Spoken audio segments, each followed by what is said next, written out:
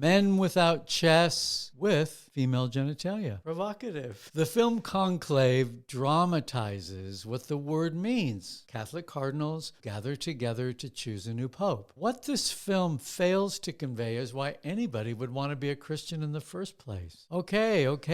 Screenwriter Peter Strawn, an admittedly lapsed Catholic, never aimed for an altar call at the end of the movie, but he bludgeons his intention to show us the church, and I quote, refines her spiritual core amid today's challenges. Spiritual core? I thought that was Jesus manifest in faithful people who work together to achieve holy ends. In this case, choosing a new leader. All we see in Conclave are a bunch of cloak and dagger post-believers, uncertain and unhappy about how they got there in the first place. Cardinals and one nun on a hot tin roof repel each other. This center cannot hold. Conclave's high-end production seduces and distances us at once. Old world beauty is offset by rituals, investments, and Latin prayers that cultivate more suspicion than respect. What's going on here anyway? The elegantly ordered church is more shadow than light. At core is doubt. Jesus brought not the kingdom of God, but of doubt. So goes a stirring homily by lead Ralph Fiennes, magnificent, who addresses his fellow cardinals by insisting that, and I quote, certainty is the enemy of tolerance and unity, that faith lives only through doubt, and finally, we need a pope who sins and doubts. No problem with the former. We all fail. But to fail to believe? Geez, we all know how complicated the world is. For this reason alone, we need clear and certain faith, wisely applied by Christian leaders. We, the faithful, every day approach life's impossible barriers through one who makes the way. No one involved in the film Conclave got that memo. Concave men, men without chests. Cardinals who need to reboot or get booted. Men who need to stop and gain wisdom from nuns who are stressed out on the periphery. Point well taken. Men, flush out the Imago Dei with trustworthy sisters. Get grounded. None of this quite prepared me for Conclave's preposterous finale. Throughout the film, we catch sight of a slightly ghostly priest, a Mexican, who was made a cardinal for daring feats of agape in dangerous places. An unknown, he goes to the head of the conclave and gets elected leader of 1 billion Christians. Then, in the film's last couple minutes, we discover, gasp, that the new pope-to-be, self-named innocent, is intersex. As an adult, he discovered interior feminine organs and chose not to have them removed because, in his words, I am what God made me to be, and my difference makes me more useful. Shh.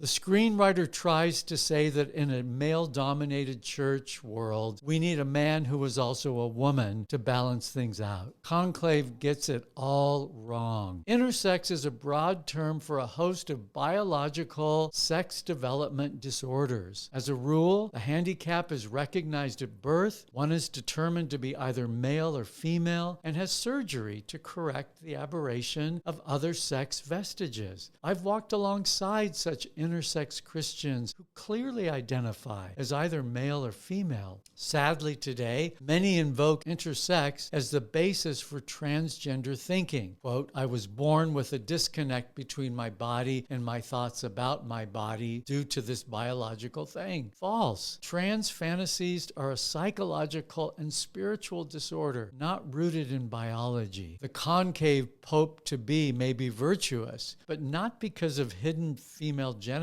If the rest of the cardinals are any indication, even innocent will crumble under the weight of corrupt Rome. Conclave dramatizes a church under the sway of a faithless ideology that leeches light from Jesus and his members. Please don't go see this movie. Thank you.